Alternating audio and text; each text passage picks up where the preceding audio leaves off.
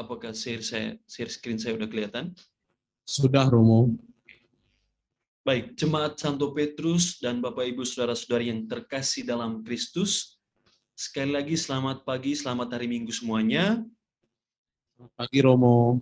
Pada hari ini kita merenungkan bacaan-bacaan yang bagi saya sangat menarik. Inti dari bacaan-bacaan yang kita dengarkan hari ini adalah diberkatilah orang yang mengandalkan Tuhan dalam hidup mereka. Diberkatilah orang yang mengandalkan Tuhan. Mari kita lihat dalam bacaan pertama hari ini, bacaan pertama dari kitab Nabi Yeremia, bab 17 ayat 5 sampai 8. Yeremia berkata kepada orang-orang Israel, terkutuklah orang yang mengandalkan manusia, yang mengandalkan kekuatannya sendiri, dan yang hatinya menjauh dari Tuhan. Lalu dia melanjutkan, ia tidak akan mengalami datangnya keadaan baik. Tinggal di tanah gersang di padang gurun, padang asing yang tidak berpenduduk. Mengapa Yeremia mengatakan ini?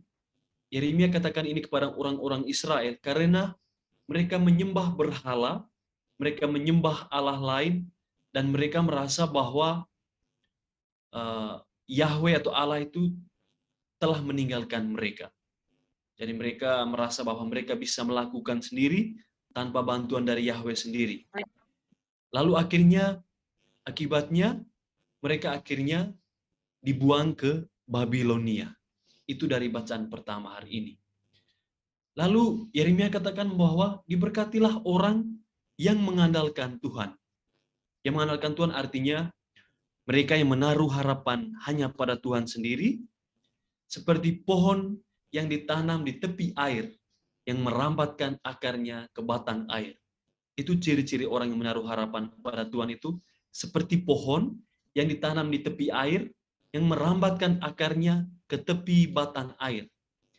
Dia tidak akan mengalami datangnya panas terik, seperti pohon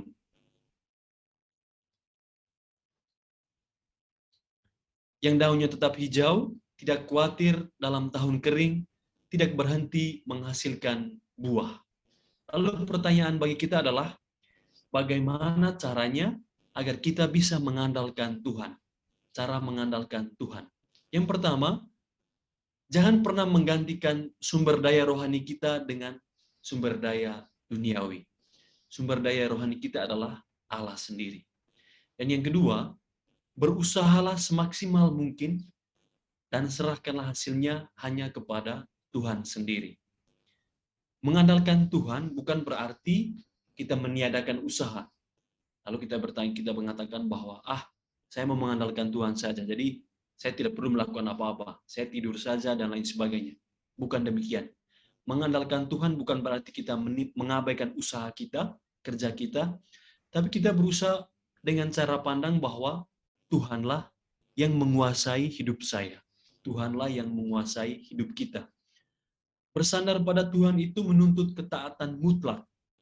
Ketaatan mutlak seperti Yeremia yang harus banyak mengalami kesulitan, tetapi dia taat secara utuh pada bimbingan Allah sendiri.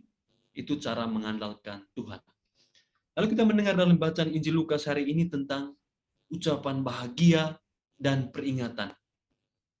Tadi dikatakan bahwa berbahagialah hai kamu yang miskin, karena kamulah yang mempunyai kerajaan Allah. Berbahagialah kamu yang sekarang ini lapar, karena kamu akan dipuaskan. Berbahagialah hai kamu yang sekarang ini menangis, karena kamu akan tertawa. Lalu muncul sebuah peringatan dari Yesus sendiri. Celakalah kamu, hai kamu yang kaya, karena dalam kekayaanmu kamu telah memperoleh penghiburanmu. Celakalah kamu yang sekarang ini kenyang, karena kamu akan lapar. Celakalah kamu yang sekarang ini tertawa, karena kamu akan berduka cita dan menderita. Pertanyaannya bagi kita adalah, apakah salah kita punya sesuatu? Apakah salah kita punya kekayaan? Karena Yesus memperingatinya seperti ini. Apakah saya salah? Saya memperoleh banyak harta misalnya. Ternyata bukan itu maksud dari Yesus mengatakan itu. Pesan bagi kita sangat sederhana. Andalkan Tuhan selalu dalam hidup kita. Dan yang kedua, kalau kita punya masalah, ceritakan pertama-tama hanya kepada Tuhan sendiri. Karena bisa saja orang-orang yang kita percaya, orang-orang yang kita yakini bahwa dia bisa membantu kita, itu hari ini dia boleh baik pada kita, tapi besok mungkin dia akan berubah. Karena itu, kalau kita punya masalah, kita punya kesulitan, kita punya persoalan, ceritakan pertama itu kepada Allah sendiri. Ya, ceritakan pertama kepada Allah sendiri.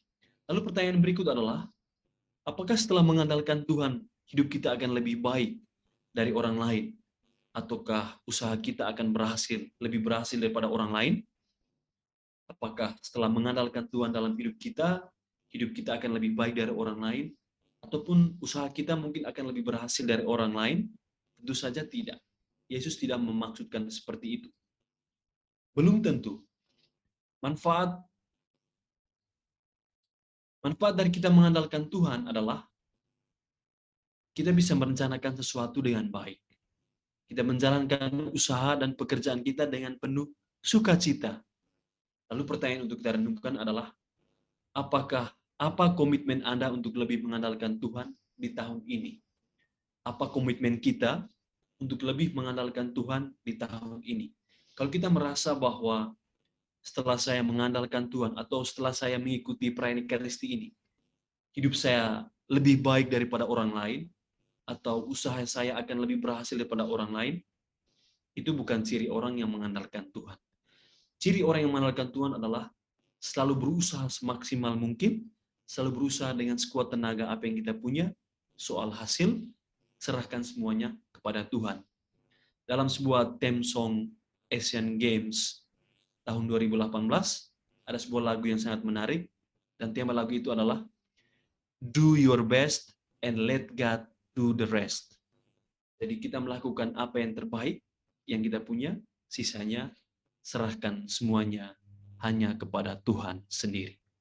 Semoga Tuhan memberkati kita semua, memberikan kita kesehatan yang baik, secara khusus perlindungan dalam masa pandemi ini. Kita diberikan kesehatan, kekuatan, agar dijauhkan dari virus corona yang mematikan dan berbahaya ini. Semoga Tuhan memberkati kita. Amin.